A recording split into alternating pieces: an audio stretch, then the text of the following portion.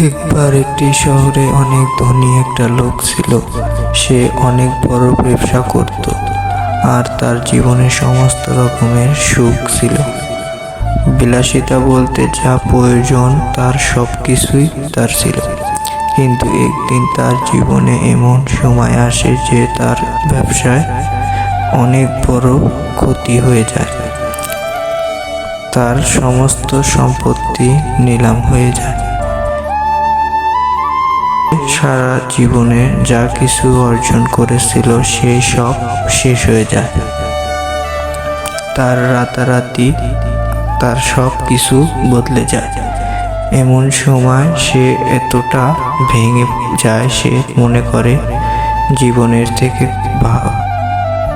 আমি এই জীবন শেষ করে দেব, আত্মহত্যা করে নেব।